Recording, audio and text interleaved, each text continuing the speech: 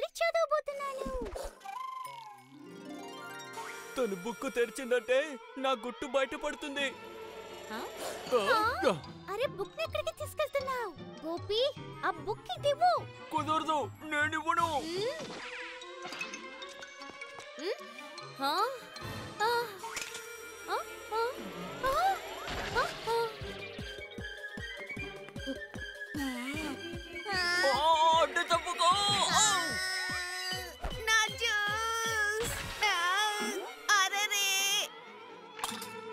గోపి ఆగు. నా దగ్గర నుంచి తప్పించుకుని ఎక్కడికి వెళ్తావు?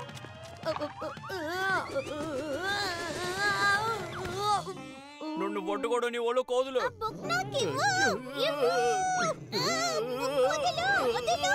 నోని గోపిని వదులు, చెప్పేది విను. గోపి పుస్తకాన్ని నోట్లో పెట్టుకొని ఎందుకు పరిగెడుతున్నావు? అదే కదమ్మా, మీ స్టోరీ చదువుతామని బుక్ తీసుకున్నాను, కానీ ఈ గోపి బుక్ తీసుకుని పారిపోతున్నాడు. గోపి నువ్వేనా ఇలా చేసింది? బుక్ ఇలా ఇవ్వు. ఏంటిది? ఈ బుక్ లో పేజెస్ అన్ని చిరిగిపోయినాయి. ఇక్కడి నుంచి వెళ్ళిపో గోపి.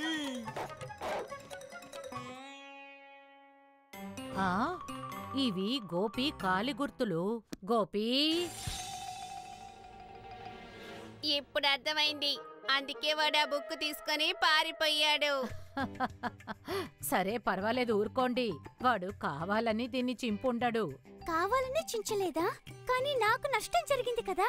తెలియకుండా ఎవరైనా తప్పు చేయగలరు నోని. నేను, నువ్వు, ఇంకా గోపి ఎవరైనా చెయ్యొచ్చు. లేదు, మీరెప్పుడు గోపికే సపోర్ట్ చేస్తున్నారు. నేను ఆ స్టోరీ చదవాలని అనుకున్నాను. ఇప్పుడు చిరిగిపోయిన పేజీలో నేను స్టోరీ ఎలా చదువుతాను? చదవలేకపోతే ఏమిటట? దాన్ని వినొచ్చు కదా. నువ్వు చెప్పమంటే నేను చెప్తాను. స్టోరీ టైం విత్ సుధా అమ్మా. రండి చెప్తాను. ఈ స్టోరీ ఏమిటంటే ది వైస్ కింగ్ అని అనుకుంటాను.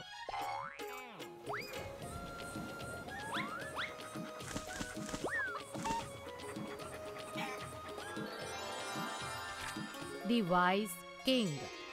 చాలా కాలం క్రితం జరిగిన విషయం అది.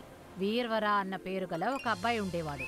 తను ఒక పెద్ద ఓడలో పనిచేసేవాడు. సముద్ర ప్రయాణం చేస్తున్నప్పుడు వేగంగా వీచిన తుఫాను వల్ల అతని ఓడ బాగా పాడైపోయింది. ఆ ఓడ విరిగి చెల్లాచెదురైపోయింది. స్పృహ కోల్పోయిన వీర్వర మరుసటి రోజు కళ్ళు తెరిచాడు. అప్పుడు తెలియని ఒక ద్వీపంలో అతను నిలబడ్డాడు. నేను ఇప్పుడు ఎక్కడికి వచ్చాను? ఎవరైనా చాలా దూరం వెళ్ళాక వీర్వరకి చివరికి ఒక నగరం కనిపించింది. ప్రజలు దొరికేశారు.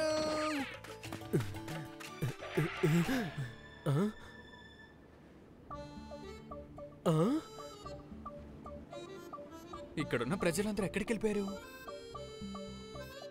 ఎవరు కనిపించట్లేదేంటి?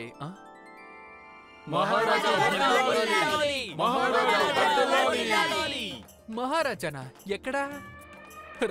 వద్దు, ఆగు. అవును, అసలు ఇక్కడ ఏం జరుగుతోంది? నన్ను మీరు ఎక్కడికి తీసుకెళ్తున్నారు? ఈ దీవి చూడటానికి ఎంత అందంగా ఉందో. ఇక్కడున్న నియమాలు చాలా విచిత్రంగా ఉంది. ఇక్కడున్న నియమాల ప్రకారం ఈ దీవికి ఎవరైనా దారి తప్పొచ్చినా లేకపోతే నీళ్ల కొట్టుకొచ్చినా వాళ్ళని మేము కొత్త రాజుగా మార్చేస్తాము.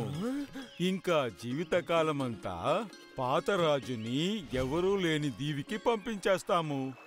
ఎవరు రాజుగా ఉండి ఇక్కడ సేవ చేశారో వాళ్ళు జీవితం మొత్తం ఒంటరిగా ఉండాలా? ఇది నిజంగానే విచిత్రంగానే ఉంది. అంతా సరే, ఇప్పుడు ఇక్కడికి రాజెవరు? నేనే. వీర్వరాకి ఇప్పుడే విషయం అర్థమైంది. అతను ఎందుకు అంత బాధగా కనిపించాడు అని. ఎందుకంటే అతను రాజభవనాన్ని వదిలి మనుషులే లేని ద్వీపానికి వెళ్లాల్సిన వంతు వచ్చింది. అందుకే ఆ వయసు మళ్లిన వ్యక్తి దిగులుగా కనిపించాడు. ఆ ద్వీపం నియమాల ప్రకారం మరుక్షణమే వీర్వర మహారాజా వీర్వరాగా మారాడు. వివేకవంతుడు ఇంకా దయాగుణం కలిగినవాడు కాబట్టి ప్రజలు అతన్ని ఎంతో ప్రేమించారు.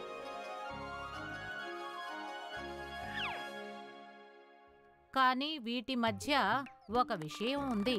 అది వీర్వర మనసుని ఎప్పుడూ తొలిచేస్తూనే ఉంది. అదేమిటంటే ఒకరోజు ఎవరైనా రాజుగా మారి వస్తే అప్పుడు అతను ఒంటరిగా ఒక ద్వీపానికి వెళ్లాల్సొస్తుంది. మరి దీని నుంచి విముక్తి పొందడానికి మహారాజా వీర్వరాకి ఒక ఆలోచన తట్టింది. సైనికులారా,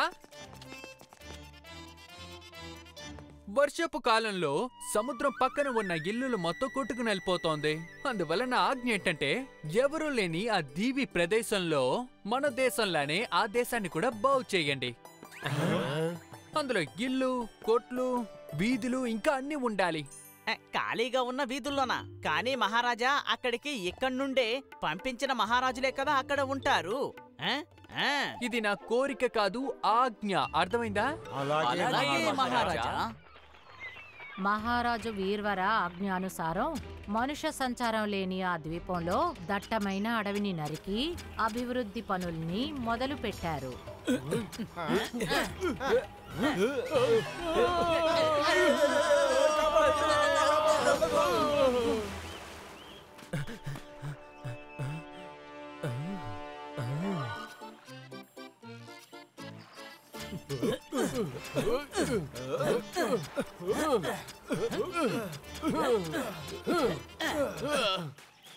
ఇప్పుడు ఆ నిర్జనమైన ప్రదేశం నిర్జనంగా లేదు. నిర్జనంగా లేనప్పుడు ఎవరైనా కొత్తగా ఒక రాజు వచ్చినా కూడా వీర్వర అక్కడికి వెళ్ళి ఉండడానికి ఎందుకు బాధపడతాడు? ఈ విధంగా అతని పథకం బాగా పనిచేసింది. తర్వాత అతను ఏ బాధ లేకుండా రాజ్యాన్ని పరిపాలించాడు. అప్పుడు ఒకరోజు మహారాజా మహారాజా మహారాజా చాలా దూరంలో ఒక ఓడ మునిగిపోయినట్టు వార్త అందింది. క్షమించండి మహారాజా, ఇలాగ ఎప్పుడైతే జరుగుతుందో అప్పుడు ఎవరైనా ఒకళ్ళు తేలుకుంటే ఇక్కడికి వచ్చేస్తున్నారు. దానికి అర్థం ఏంటంటే దీనికి అర్థం మీ కొత్త రాజు రాబోతున్నారు. అవునండి మహారాజు గారు. ఇంకా దానికన్నా కష్టమైన విషయం ఏంటంటే ఆ మునిగిపోయిన ఓడలో మన శత్రు జెండా ఉంది. వాళ్ళు మన దీవిని ఆక్రమించాలని చాలా రోజులుగా అనుకుంటున్నారు.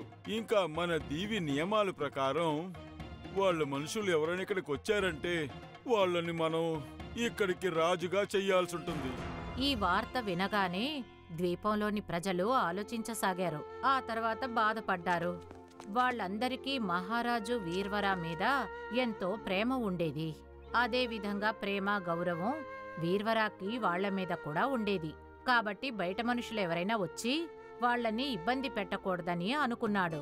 అందుకు అతను ఒక పథకాన్ని ఆలోచించాడు. మీరు మీ రాజుని ఖచ్చితంగా మార్చాలి. మీకు నచ్చినా నచ్చకపోయినా మన ఎందుకు ఇలా చేయకూడదు? మీరు ఎవరిని ఇష్టపడుతున్నారో వాళ్ళనే రాజుగా ఎన్నుకోండి. అదెలా కుదురుతుంది మహారాజా? నియమం ప్రకారం తడిసి ముద్దయి వచ్చిన వ్యక్తే మాకు రాజుగా ఉంటారు. ఆ విధంగా వచ్చిన వ్యక్తి మనకి నచ్చిన వారే ఎలా అవుతారు? ఇప్పుడు రాజుగా నేనుంటాను. ఇప్పుడు రాజు వల్ల నియమాల్ని సృష్టించగలరు, ఇంకా దాన్ని మార్చగలరు. మనకి తెలియని వాళ్ళందరూ మంచి వాళ్ళగా ఉండలేరు. ఇంకా తన రాజ్యాన్ని ఏవీ తెలియని వాడి చేతికి ఇవ్వడం అనేది తెలివైన విషయం కాదు. మహారాజు గారు సరిగ్గానే చెప్తున్నారు. అవునవును, కానీ ఈ విషయంలో మనం ఏం చేయగలం మహారాజా? చెయ్యాల్సింది మీరు కాదు, నేను.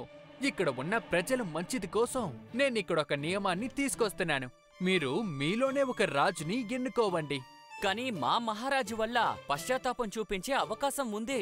అందుకే మహారాజుని బయట నుంచి ఎంపిక చేసేవాళ్ళం. ఇందుకు కూడా నా దగ్గర ఒక ఆలోచన ఉంది. అలా ఆ రాజు మీ ఇష్టాల్ని నెరవేర్చలేదంటే, చెడు ఎక్కువ చేశారంటే రాజ్యంలో ఉన్న ముఖ్యమైన నాయకుల దగ్గర రాజుని పదవి నుంచి తీసే అధికారం ఉంది. మహారాజా, ఇప్పుడు మీరు చెప్పిన విషయం మంచి విషయం. మీరు చెప్పిన విషయాన్ని మేము కూడా స్వీకరిస్తాం. ఇలా చూడండి మహారాజా, ఇటువంటి విషయం ఉందంటే మాకు ఎప్పటికీ మీరే ఎందుకు రాజుగా ఉండకూడదు? లేదు మిత్రమా, నేను ఇక్కడి నుండి వెళ్లాల్సిన సమయం ఆసనమయ్యింది.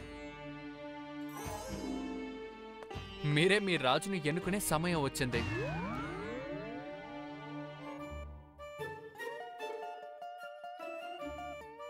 వీర్వర నిజంగానే అందర్నీ వదిలేసి వెళ్ళిపోయారా? అక్కడ ఉన్న అపరిచిత రాజు నియమాలను మార్చి వీర్వరా ద్వీపానికి ఎప్పుడూ శాశ్వతంగా అపరిచితుల అపాయం నుంచి విముక్తిని ఆయన ప్రసాదించాడు. నిజంగానే మంచి రాజు కదా. అలాగే నా స్నేహితులు కూడా ఉంటే ఎంత బాగుంటుందో. ఆ? ఆ? హే!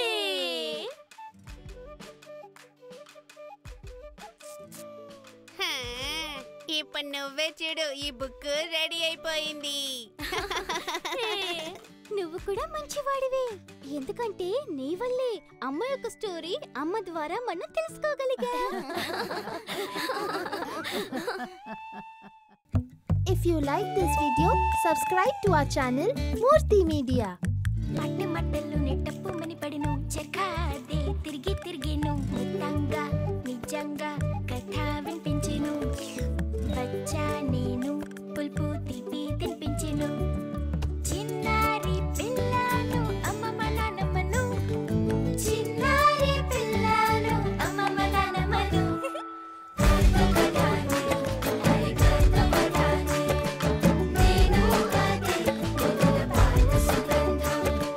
చిటికెలో మాటతో చక్కని నిజం చెబుతాను. గాలిని అవుతాను, ఒక కిటికీ తెరుస్తాను. వేలు పట్టుకుని తోడుగా నడుస్తాను. చికటి చీకట్లో దీపంలా వెలుగుతా. పాకేట మట్టిలో సువాసన పంచుతా.